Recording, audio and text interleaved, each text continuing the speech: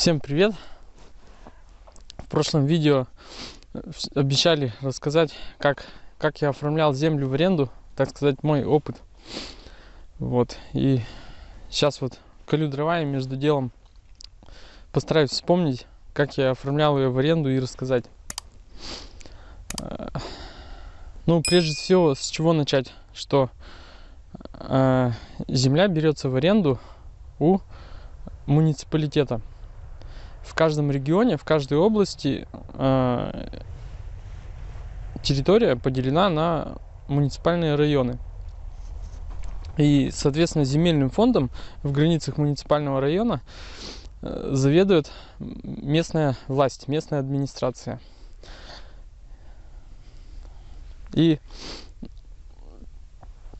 соответственно, договор аренды нужно подписывать с местной администрацией.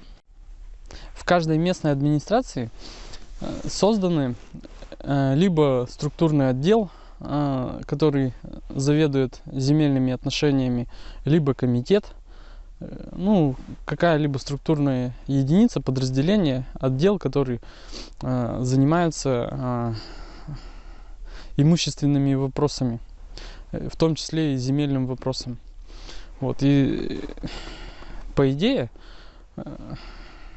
по правилам, по закону, в каждом таком местном отделе должен сидеть свой кадастровый инженер, который по заказу местной администрации осуществляет межевание земли, то есть ее обмеряет, вычисляет точки, координаты со спутника, составляет кадастровый план, подает документы в Росреестр на регистрацию этих границ земельного участка и постановки этого земельного участка на кадастровый учет. Это как бы в идеальных условиях, то есть в каждом таком местной администрации должен быть кадастровый инженер. Но так как большинство муниципальных образований у нас, ну, в частности, у нас в Пермском крае, они дотационные, и бюджеты у них очень мизерные, соответственно, они не содержат в своей структуре специально кадастровых инженеров. И, как правило, это кадастровые инженеры, работающие на условиях аутсорсинга. То есть это частные кадастровые инженеры, которых просто нанимают на условиях аутсорсинга, чтобы сделать разовые работы по межеванию конкретного земельного участка и составлению кадастрового паспорта на этот земельный участок. Вот. Это первый момент, что у муниципалитета нет денег на содержание этого кадастрового инженера. Второй момент, как бы много кто хочет, может быть, оформить землю в аренду и отмежевать, но муниципалитет точно так же не планирует в своем бюджете, ну и не может планировать специально денежные средства на межевание этой земли. И поэтому сложилась такая как бы негласная практика, что частное лицо, допустим, например, если желает взять какой-то земельный участок в аренду, то такое лицо, частное лицо, самостоятельно обращается к частному кадастровому инженеру, платит ему за работу. Кадастровый инженер проводит межевание, составляет кадастровый план, ставит земельный участок на кадастровый учет в Росреестре и подает эти документы в местную администрацию. Ну а местная администрация на основании этого кадастрового паспорта и уже поставленного на кадастровый учет земельного участка составляет документы для оформления договора аренды конкретно с этим лицом, который заплатил кадастровому инженеру за межевание земельного участка. Вот. По сути, по закону, любой земельный участок, предоставляемый в аренду, как бы должен проходить конкурсные процедуры на отбор желающего арендатора. Либо сведения о земельном участке, выставляемом для предоставления в аренду, выкладываются на официальном сайте этой местной администрации или отдела земельного. И, соответственно, вы заключаете договор с местной администрацией на земельный участок.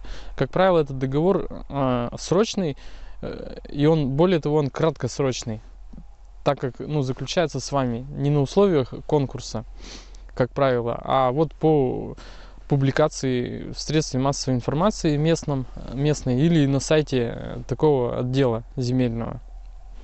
Вот. И, наверное, мудрено наговорил, что ничего не понятно будет. Есть территория района, да? На этой территории расположены там какие-то деревни, да, населенные пункты. И земля всегда подразделяется на земли населенных пунктов, это ИЖС так называемые, которые в границах населенного пункта, и земли вне границ населенного пункта. Земли вне границ населенного пункта, они там бывают тоже разные, не только сельхозназначения, но и там лесной фонд, водный фонд, там еще какие-то вот промышленные земли. Вот. Но нас интересуют земли сельхозназначения. Все земли сельхозназначения находятся за пределами населенных пунктов. Но при этом земли сельхозназначения еще подразделяются на категории или виды, я бы сказал. Есть земли паевого фонда. То есть это бывший, например, колхоз, который развалился и сейчас не существует, но его земли, они так и продолжают числиться как паевые земли. То есть земли, которые принадлежат бывшим собственникам этого колхоза и разделенные на паи. Но, как правило, эти паи не выделены, просто когда-то были эти паи вручены в виде свидетельств бывшим колхозникам. Вот. И на этих землях, соответственно, взять в аренду не получится. Чтобы взять в аренду землю, нужно искать землю, которая не входит в общий паевой фонд колхоза. То есть это земля сельхозназначения вне населенного пункта и не входящая в паевой фонд колхоза или совхоза. Таких земель тоже не так много. Вот. И такую землю муниципалитет вправе предоставить в аренду. На конкретном примере, как я делал. Я пошел к частному кадастровому инженеру. У частного кадастрового инженера есть доступ к картам района, на которых обозначены, где земли паевые, где земли не паевые, где свободные земли, где занятые земли. Вот. И мы с кадастровым инженером выбрали участок, который мне интересен. Я ей показал на карте, она посмотрела, этот участок свободен и согласилась, что да, его можно отмежевать и оформить в аренду. Вот, соответственно, я кадастровому инженеру заплатил деньги. Раньше это у нас стоило в пределах 8 тысяч, сейчас, наверное, около 12-15 тысяч. Там, вне зависимости, какая площадь земельного участка, просто это фиксированная цена, ну, так сказать, стоимость работы кадастрового инженера. Вот, я заплатил кадастровому инженеру деньги за его работу. Кадастровый инженер провел обмеры натурные на участке, определил точки, спутниковые точки кадастровые, составил кадастровый план, подал сведения в Росреестр, в палату Росреестра. Там Росреестр зарегистрировал эти границы земельного участка. Соответственно, определили они кадастровую стоимость. Но это они как-то сами определяют, я в это не вдаюсь. Вот. Затем кадастровый инженер передал все документы в местную администрацию. Администрация, как арендодатель, заключила со мной, как с единственным арендатором, краткосрочный договор аренды на этот земельный участок. Вот. По условиям договора аренды я должен содержать этот участок в надлежащем виде, рекультивировать его, улучшать его плодородие и тому подобное. И, соответственно, на мне лежит обязанность очистить этот земельный участок от деревьев, его обработать, перепахать, там, посеять, ну и, соответственно, использовать по целевому назначению. Кстати, вот относительно целевого назначения тоже нужно отметить интересный факт. Это кадастровая стоимость земельного участка. Кадастровая стоимость земельного участка зависит от вида использования земельного участка и от его расположения на то есть на карте, на территории. Вот. И при этом, чем ниже кадастровая стоимость, тем ниже арендная плата. Вот. И вот этот последний земельный участок, который мы в прошлом видео очистили, он у нас получился, его кадастровая стоимость получилась 20 тысяч рублей. Это очень дешево, его площадь составила порядка 5 гектаров, а кадастровая стоимость всего лишь 20 тысяч рублей. То есть при желании его можно выкупить за 20 тысяч рублей в собственность. Вот. Ну, если захотеть, конечно. Вот. С одной стороны, это очень хорошо, так как арендная плата очень низкая. Из-за того, что кадастровая стоимость 20 тысяч, у нас арендная плата составила что-то около 70 рублей в год за этот земельный участок. Это очень дешево и хорошо. Но почему кадастровая стоимость такая у нас низкая? Потому что, во-первых, мы очень сильно удалены от областного центра и от районного центра. У нас, можно сказать, глушь. Наша деревня — это глухая глушь.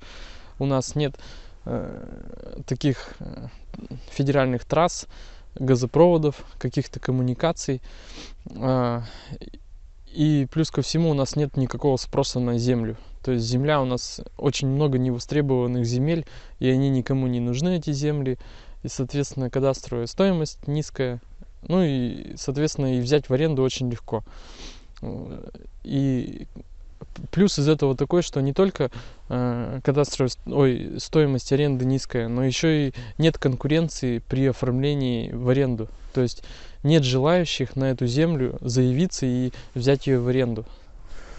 Естественно, в тех регионах, которые хорошо развиты, в которых процветает сельское хозяйство, практически все земли в этих регионах заняты. И взять в аренду что-либо будет проблематично. Поэтому мой такой совет: если хотите заниматься своим хозяйством, жить независимо на своей земле, то нужно выбирать места как можно дальше от каких-то развитых центров, подальше от крупных населенных пунктов, подальше от областных центров. То есть места, где самая низкая кадастровая стоимость земли, и там, где есть очень много невостребованных земель сельхозназначения, и где, соответственно, легче всего оформить землю в аренду. Вот. Как-то так. Что еще сказать? При этом, если ты далеко возьмешь, куда ты будешь сбывать эту продукцию? Не, ну так что, ну естественно, чтобы дорога была, подъезд. Ну вот скажи это. Ну, так логистику выстраивать.